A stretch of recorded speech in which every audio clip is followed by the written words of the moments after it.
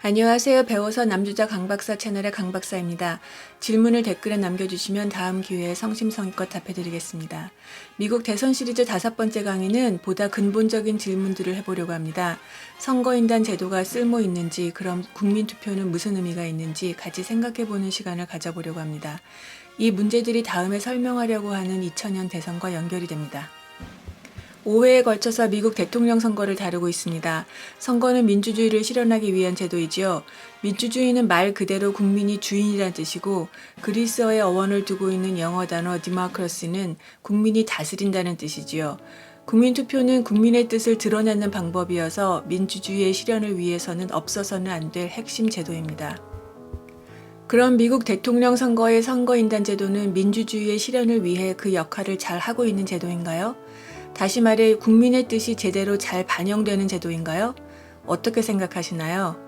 지금까지 미국 대선 시리즈를 들으신 분들은 이미 그렇지 못한 경우를 보셨지요. 선거인단 제도는 민주주의 제도로서 큰 맹점들이 있습니다. 일단 국민 대다수가 선택한 대통령이 당선되지 않는 경우가 발생합니다. 2016년 대선에서 클린턴이 트럼프보다 거의 300만 표 더 많은 국민 투표수를 가지고도 대통령이 되지 못했지요. 또 다른 경우는 선거인단이 국민의 대의자 역할을 제대로 하지 못하는 경우가 발생합니다. 신의 없는 선거인단의 경우를 보셨지요.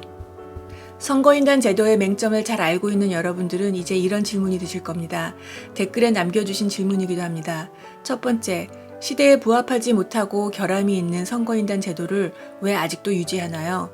두 번째, 선거인단 제도를 사용하는 미국 대통령 선거에서 국민투표가 과연 의미가 있나요? 첫 번째 질문부터 살펴보겠습니다. 앞서 말씀드린 것처럼 선거인단 제도는 헌법을 만들면서 쓰여진 200년이 훨씬 넘은 오래된 제도입니다.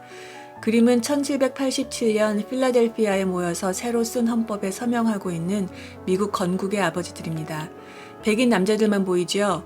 흑인 노예와 여자는 투표권이 없던 시절입니다. 선거인단 제도를 쓰는 첫 번째 이유는 바꾸기가 어렵기 때문입니다. 헌법 개정이 필요합니다. 헌법을 바꾸려는 시도는 있었지만 성공한 적은 없습니다. 헌법을 개정하려면 상하원 3분의 2 이상의 동의가 필요합니다. 혹은 한 번도 사용되지 않은 방법이지만 헌법에 쓰여진 대로 50개 주 의회가 동의해야 합니다. 이 모든 과정에서 대통령은 아무런 권한이 없습니다. 두 번째 이유는 굳이 그럴 이유가 없었기 때문입니다. 오랫동안 문제점들이 심각하게 드러나지 않았기 때문이지요. 첫 번째 맹점인 경우 더 많은 국민투표를 얻고서도 대통령이 되지 못하는 경우는 230년 역사상 5번밖에 없었습니다.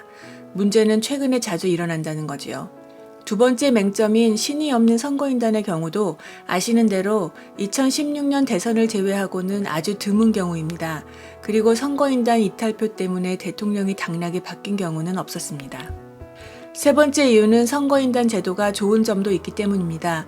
오히려 더 민주적이라는 입장이 있습니다. 인구가 적은 주들의 권리를 보호한다는 거지요. 선거인단 표를 배분할 때 모든 주가 동일한 수의 상원의원 수만큼 2개의 선거인단 표를 확보하지요. 만약 주 단위로 국민투표를 집계하지 않고 한국처럼 집계한다면 인구가 밀집해 있는 몇 개 주가 대통령 선거 결과를 좌지우지하게 되겠지요. 인구가 많은 주와 인구가 적은 수를 균형 있게 배려하는 게 오히려 더 민주적이라는 시각이 있습니다. 선거인단에 대한 두 번째 질문은 선거인단 제도를 사용하는 미국 대통령 선거에서 국민투표가 과연 의미가 있는지였습니다.